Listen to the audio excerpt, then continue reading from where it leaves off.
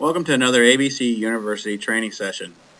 In this training class, we're going to cover the TD925 steering tag axle with dual tires. This will be part one of a two-part series for overview of components. Advantages of having a rear steer is reduced tire wear, a bigger load capacity, and a reduced turning radius. Here we show you a general overview of the frame. 10 inches has been added to the frame between the drive and the tag axle. Here we show you the difference between a single and dual tag. Your chassis is 10 inches longer. You'll have two airbags have been added to the tag axle. The air bellows on all three axles have the same part number. Van Hool, to keep the same airbags, they had to cut the pistons from 200 millimeter outer diameter down to 185 millimeter outer diameter. Therefore, the piston for this model has a different part number. The reason for this is to maintain a weight differential between the tag and drive axle for proper traction purposes.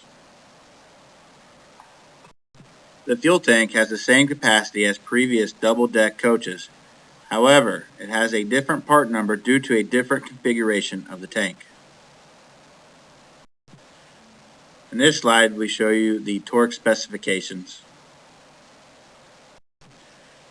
The area shaded in red shows how the tag axle has been reinforced to withstand the stress of the steering axle. The drive and tag use the same unitized hub bearing. Here we show you the turning radius without steered tag axle and with steered tag axle.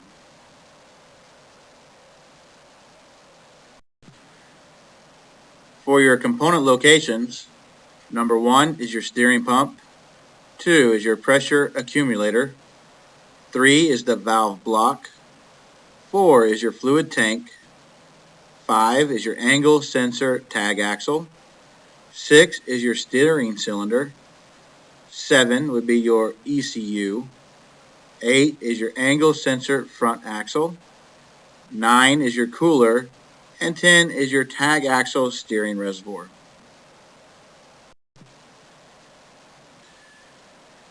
In this slide, we show you your system layout.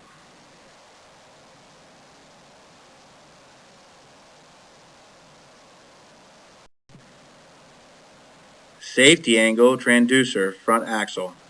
Transducer is located on the left side. Safety angle transducer tag axle. The left picture shows you your safety angle transducer. Picture on the right shows you installed on the coach. Your tag axle steering ECU. The control unit contains a self-diagnostic feature. This feature makes troubleshooting easier. Tag axle steering reservoir. Note, when adding fluid through the reservoir cap, use new bottles of fluid to prevent any contamination. In these pictures, we show your bearing used in the intermediate lever. Here we show your intermediate lever.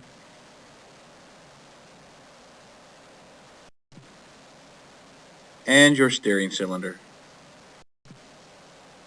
And here is your hydraulic control unit.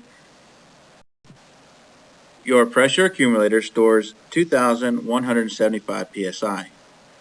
Before working on the hydraulic system, you need to bleed off the pressure on the accumulator. To release the pressure off the accumulator, remove the blue cap off the solenoid valve 1.37, remove coil and screw cap back. Tag axle power steering pump is driven from the back of the air compressor. Tag axle power steering cooler. The tag axle power steering cooler lines left rear side door. And then we also show you the tag axle power steering cooler mounted on the bottom of the radiator. Accumulator and hydraulic control unit installed, located in the luggage step well. The left picture shows you your hydraulic filler point. On the right shows your accumulator and hydraulic control unit. This is going to conclude this session of the TD925 steering tag axle with dual tires, part 1. Overview of components. Here we covered components of the rear steer system and component location. After you've completed this module, go to Part 2 to learn more of the maintenance of the TD925 steering tag axle with dual tires. And this is going to conclude our training. For questions regarding this webcast, please contact ABC's Technical Service Department at 877-427-7278. Listen for the prompts for Coach Technical Support and select the appropriate option. Support is available at this number 24/7.